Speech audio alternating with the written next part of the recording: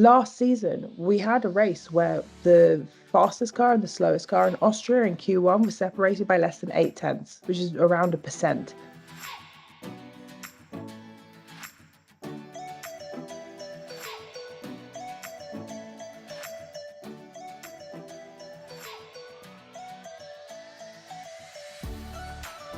One of the great things about strategy is it is at its very core all about facilitating the best possible decision making within a high performance environment, using the information you have at the time.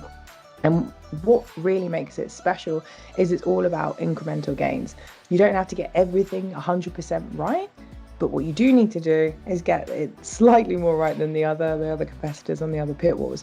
And it really has so many parallels to business in terms of learning from mistakes, incremental gains, working as a team, and actually performing under pressure. You know, business is a pressurized world.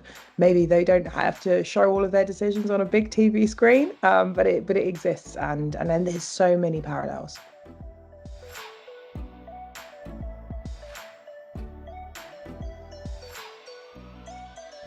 Race strategy, I like to say, obviously, because I'm a bit biased, as the absolute tip of the spear when it comes to the Formula One team. You know, we are representing one of the final decisions in the chain of events that's kind of culminated from more than 1,000 people's work in terms of building a Formula One car that's an incredibly intricate machine.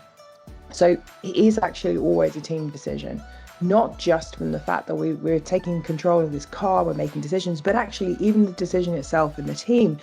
It's not just the strategist on their own. There might be someone that says they're making the decision, but actually they represent the work of a lot of other engineers. We're connected live to teams both at the track and back in the factories that can be up to 10,000 miles away when we're in on the other side of the world.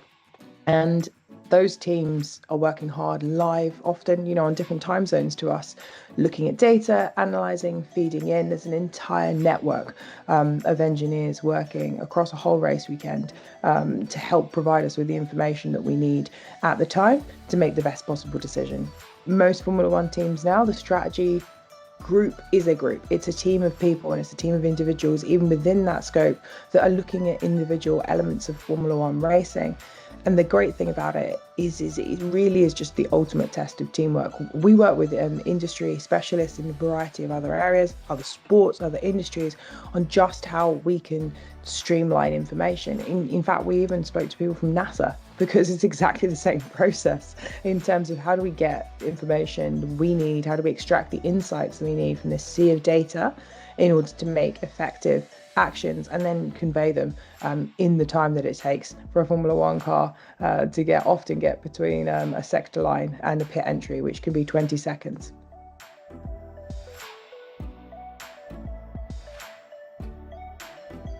The first and foremost, the key element of a winning strategy is teamwork.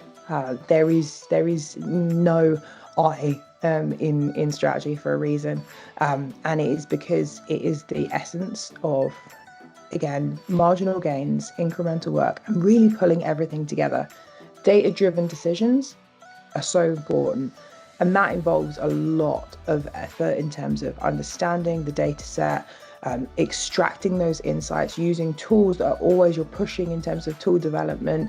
In the last 5 years, we've seen the onset of Gen AI. We've seen changes in the space of where we run our simulations. We used to bring Nook computers around the world. Now we run everything on the cloud, always being at the forefront, making sure you have the absolute best tools, the absolute best data. And then, of course, making sure that you have insights where you can pull out from those data and the best people that you possibly can in order to both make those decisions. And then a driver to actually drive the thing home helps a little bit too.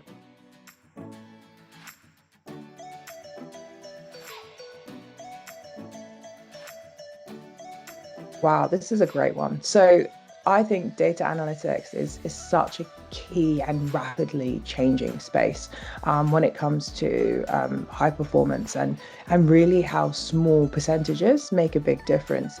If you look at Formula One, the difference between the fastest car and the slowest car, something like 7 years ago was 3%. we actually had to introduce a rule 10 years ago in 2014 season of 107%. So if you were more than 7% slower than the leader, it was considered unsafe. Last season, we had a race where the fastest car and the slowest car in Austria in Q1 was separated by less than 0.8, which is around 1%, which is crazy when you think about the difference between winning and losing is 1%.